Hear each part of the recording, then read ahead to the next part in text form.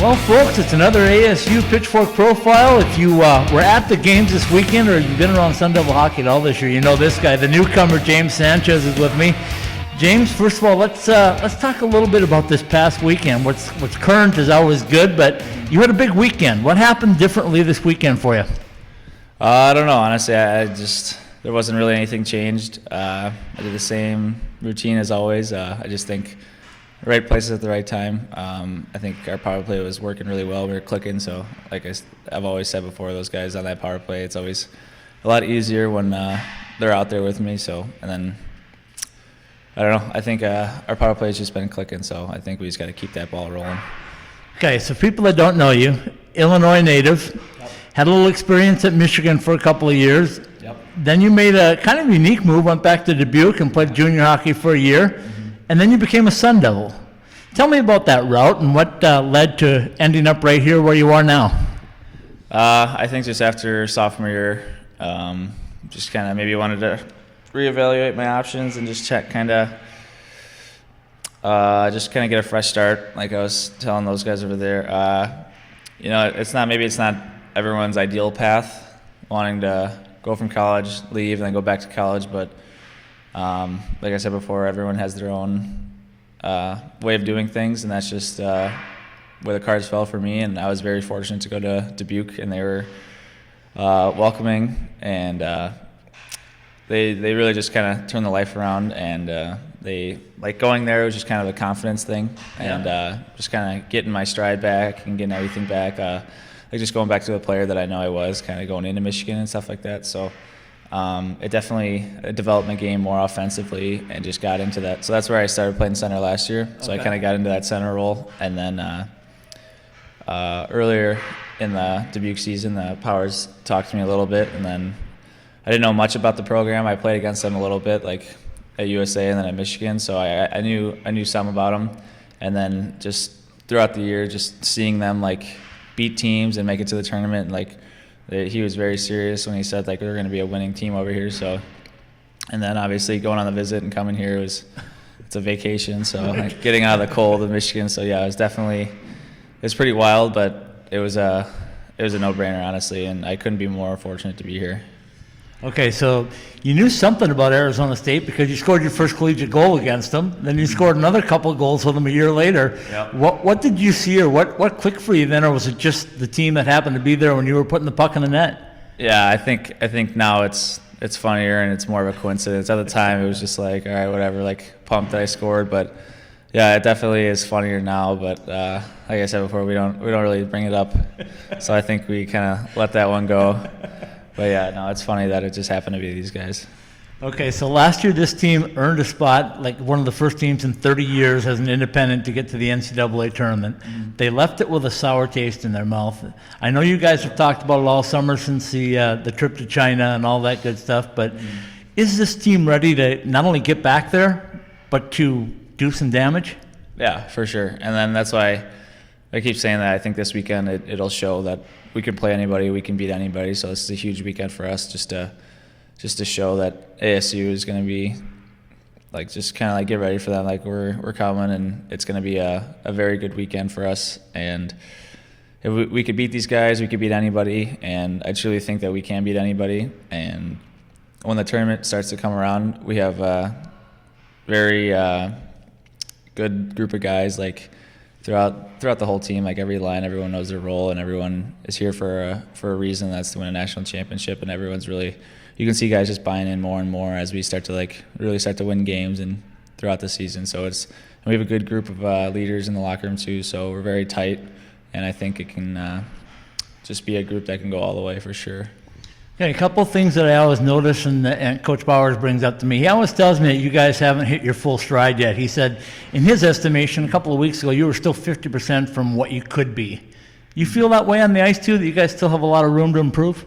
Yeah, I mean, there's always room to improve, and I think that's just kind of the winning mindset too. So, obviously, I mean, if you're at your peak, obviously, then you can't get much better. So it's definitely nice to just kind of keep telling yourself that like you can always get better, and that's not just on the ice, it's off the ice, whether it's classroom, wherever. It's just kind of like that winning mentality. So No, I agree with him totally. And I think that goes for everybody in our locker room, that you can always get better tomorrow. You can always get better, like little better every day kind of thing. So, Right.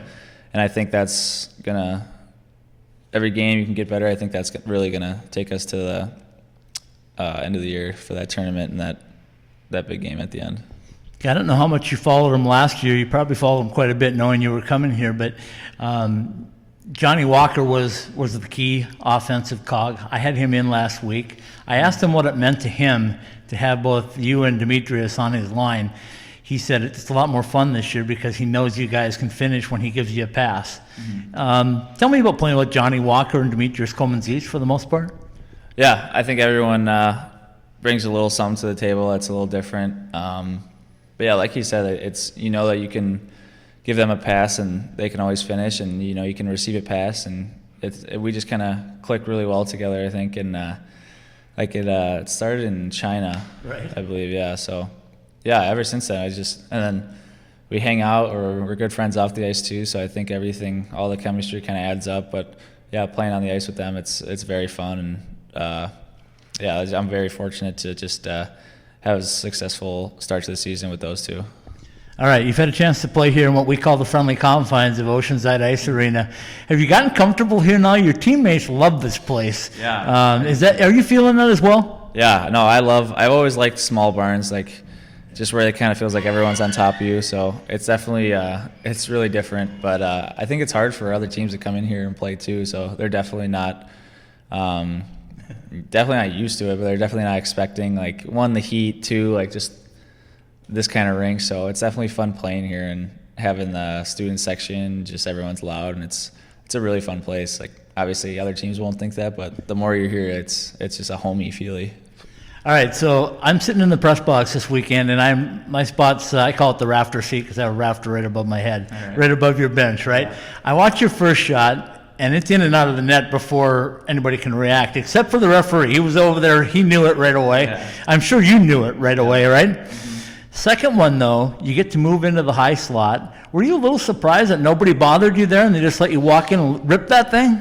Yeah, I mean, it's obviously tough when you only have three guys out there trying to kill, but I think us, me, Bernie, and Manny just kind of going rover at the top and just kind of moving them around. I think it opened up, and then Walks was directly in front of the goalie's eyes, so I just had to place it and it went in. But yeah, it was I don't know why nobody really came at me, so it started to close a little bit. But yeah, like I said, Walks was directly in front of him, so it was pretty easy, just kind of place it on the right side. Tell me about your shot. Let's wrap things up by talking about growing up playing hockey. How did you develop that shot, and what do you credit that to? I don't know.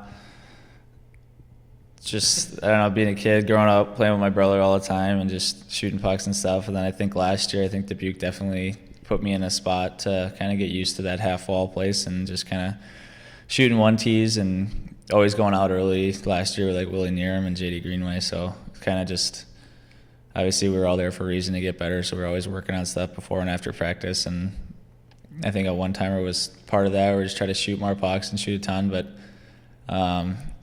yeah, I mean, that was a good shot. But obviously you have guys like Bernie and Manny who can really tee it up. They have some pro shots, so it's definitely easier to pass it to them than for me to shoot it. But yeah, it all worked out, and so like I said before, I think our power play is going well, and we can just keep shooting it and keep moving into the weekend. All right, final question for you is a two-parter. Right. Number one, is there a direct flight now from Dubuque to ASU? Because everybody seems to want to get on it if there is. Yeah. Part two of that is, what's your favorite thing about Arizona State, or maybe something that shocked you here since you've been here? All right, part one, I would believe there's a direct flight. There should be now. Just it's a feeder system, it seems like.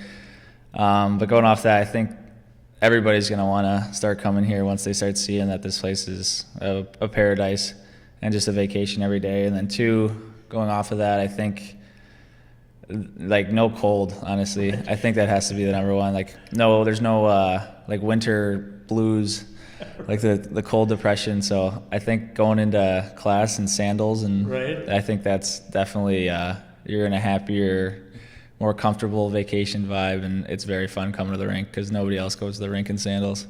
Okay, got to follow that up with, it's always nice outside, but when you come to Oceanside, this isn't exactly the warmest rink, isn't it? Yeah, it's freezing here. My sister was in town this past weekend. She was like, what do I wear to the rink? And I was like, it's very cold. Like, you're going to have to bundle up. And she like wore like 2 sweatshirts, but she was still cold. So, yeah, other than that, it's good. But, I mean, it has to be cold. It's not, you can't even see anything. It's foggy. But, no, I'll take a cold rink versus being cold outside for sure.